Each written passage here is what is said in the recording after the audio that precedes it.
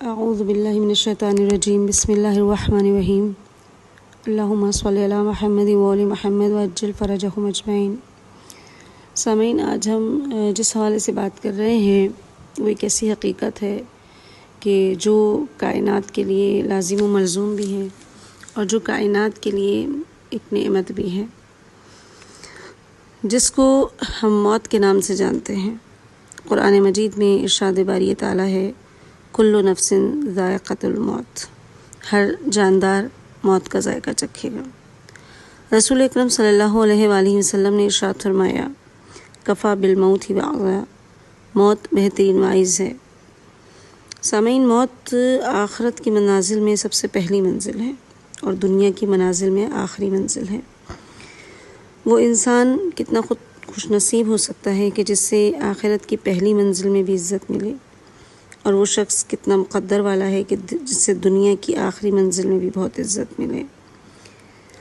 جب ہم موت کا نام لیتے ہیں تو ہم دیکھتے ہیں کہ جو مخلصین دین ہیں، جو مخلصین اسلام ہیں، جو مخلصین شریعت ہیں، وہ موت کے مشتاق ہوتے ہیں اور وہ چاہتے ہیں کہ لقائے پروردگار انہیں نصیب ہو اور بہت خوبصورت انداز میں نصیب ہو۔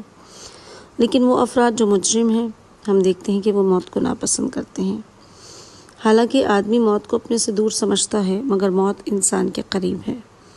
انسان موت کو اس لیے ناپسند کرتا ہے کیونکہ کوئی بھی شخص دنیا کی لذتوں کو نہیں چھوڑنا چاہتا، اور موت سب سے پہلا کام یہ کرتی ہے کہ وہ انسان سے دنیا کی لذتوں کو چھڑوا دیتی ہے۔ اس لیے بہت سے وہ انسان جو موت کی اصل روح کو نہیں سمجھتے، وہ موت سے نفرت کرتے ہیں۔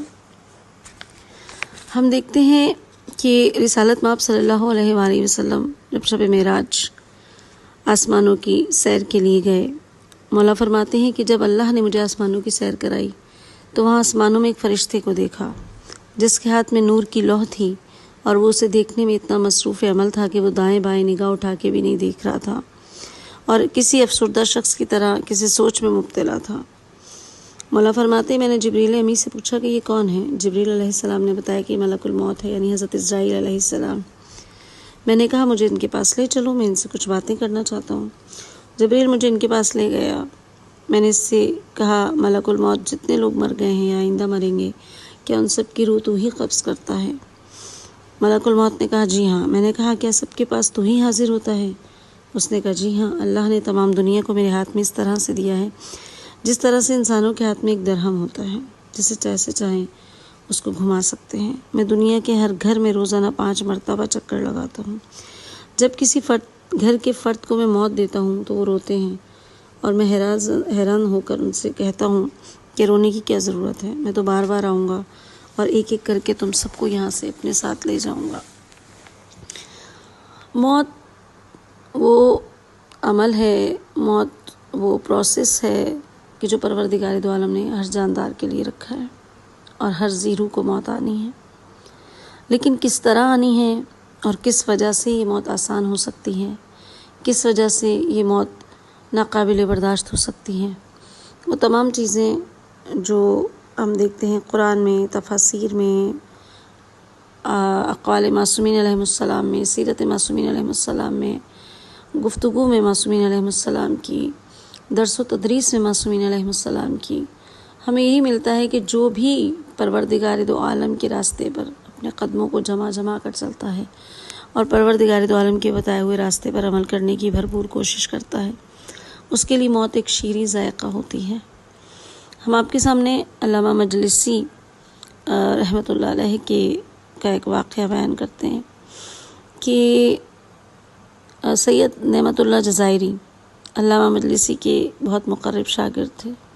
ان کا بیان ہے کہ میں نے اپنے استاد علامہ مجلسی سے وعدہ کیا کہ ہم میں سے جس کی بھی پہلے موت ہو جائے گی وہ دوسرے کے خواب میں آئے گا اور اپنی ساری سرگزشت سنائے گا۔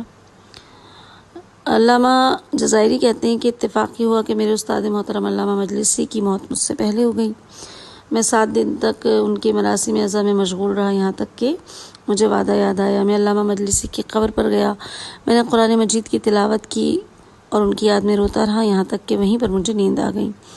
میں نے عالم خواب میں دیکھا کہ میرے استاد محترم انتہائی خوبصورت لباس زیب تن کیا ہوا ہے، معلوم ہوتا ہے کہ وہ قبر سے ابھی باہر آئے ہیں۔ میں یہ بات سمجھ چکا تھا اور میں نے ان کی انگلی کو پکڑ لیا. کہا جناب ہم نے آپس میں وعدہ کیا تھا کہ ہم میں سے جو پہلے دنیا سے جائے گا وہ دوسرے کے خواب میں آ کے اپنی پوری سرگزشت سنائے گا. اب آپ بھی مجھے بتائیے.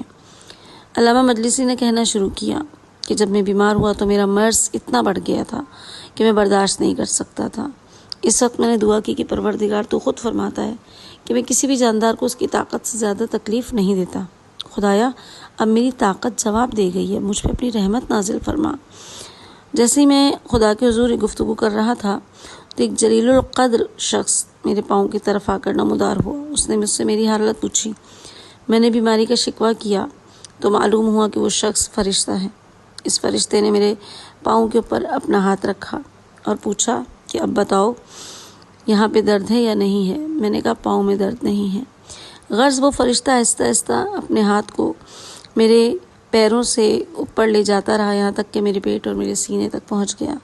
جہاں جہاں اس کا ہاتھ جاتا رہا میرے جسم سے وہاں وہاں کے درد ختم ہوتے رہے اور یہاں تک کہ میری روح میرے جسم سے نکل گئی.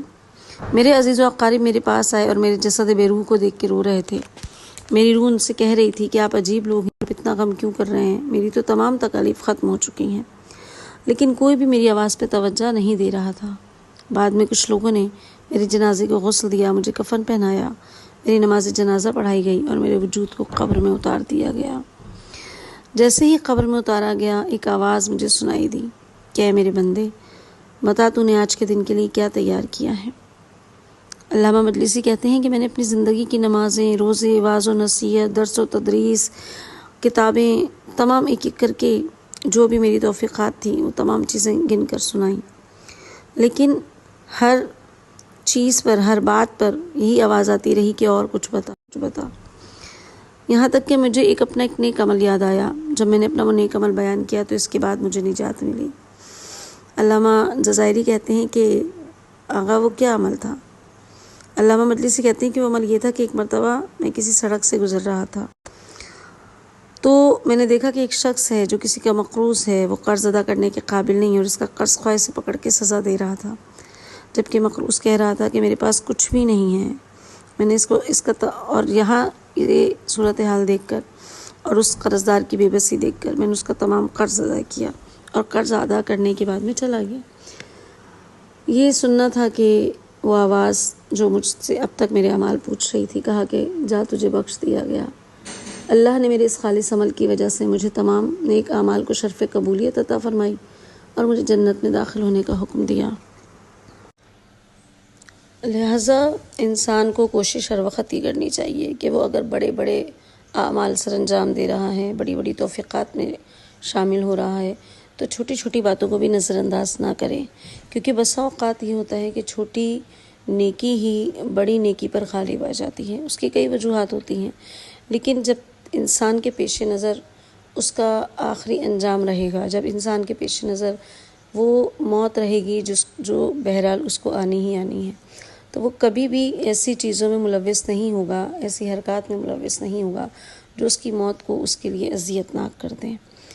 لہٰذا ہم سب کو چاہیے کہ ہم نیکیوں کی توفیقات کو مزید بڑھاتے رہیں اور ہم وقت یہی کوشش کریں کہ ہم سے کوئی ایسا عمل سرزد نہ ہو جو ہمارے رب کو، معصومین کو ہم سے ناراض کر دے. جیسا کہ مولا کائنات علی بن ابی طالب علیہ السلام نہج البلاغہ میں ارشاد فرماتے ہیں کہ اپنے عمل میں ہمیشگی برقرار رکھو اگرچہ عمل مختصر ہی کیوں نہ ہو. یعنی کہ جب ہم عمل کرتے ہیں تو ہم جو ہے کبھی کرتے ہیں اور کبھی اس کو چھوڑ دیا کرتے ہیں. مولا کہتے ہیں کہ چھوٹا سا عمل بھی ہے وہ بھی انسان کے کام آ جاتا ہے اور بسا اوقات اس وقت کام آتا ہے جب اس کو ازحد ضرورت ہوتی ہے، اور سب سے زیادہ ضرورت انسان کو اپنے اعمال کی بوقت موت ہی ہوا کرتی ہے. یہی وہ وقت ہے کہ جس میں ہمارا کوئی بھی عزیز و اقارب، ہمارے تعلقات، ہمارا مال و دولت، ہماری زندگی کی آسائشیں جو ہمیں دنیا میں کام آ رہی تھیں، ہمیں موت کے وقت ان میں سے کوئی بھی چیز کام نہیں آ سکتی. پروردگار سے یہی دعا ہے کہ وقت موت ہمیں شفاعت محمد و آل محمد نصیب فرما اور ہمیں اس وقت کے لیے ایسے بہترین اعمال سر انجام دینے کی توفیق عطا فرما کہ جس کی وجہ سے ہمارا وقت موت، وقت قبر، وقت آخرت، وقت محشر، یہ تمام اوقات جو انسان کے لیے وحشتناک اوقات ہیں، اس میں ہم سب کو حزن سے، غم سے محفوظ فرمائے اور ہمیں ہمارے نیک اعمال کا بدلہ بہترین توفیقات کے ساتھ عطا فرمائے۔ اور پروردگار دو عالم اس دنیا میں سے جتنے بھی ہمارے مرحومین جا چکے ہیں، ہمارے اعز و اقربا جا چکے ہیں، پروردگار ان سب مومنین و مومنات کو عالم برزخ میں آسانیاں عطا فرمائے اور ان کے گناہ کبیرہ و صغیرہ کو معاف فرمائے، ان کی قبر میں کشادگی عطا فرمائے اور ان کو جوار معصومین علیہم السلام میں جگہ عطا فرمائے۔ ایک سورہ فاتحہ سیدہ بلقیس فاطمہ عبدی بنت سید انتظار حسین عبدی، سید اسفر علی زیدی ابن سید غضنفر علی زیدی، سید انبر علی زیدی ابن سید اسفر علی زیدی، سید ذوالفقار حسین عبدی ابن سید انتظار حسین عبدی کے لیے پڑھ دیجیے۔ بر محمد و آل محمد صلوات۔ اللہم صلی علی محمد و آل محمد وعجل فرجہم اجمعین برحمتک یا ارحم الراحمین۔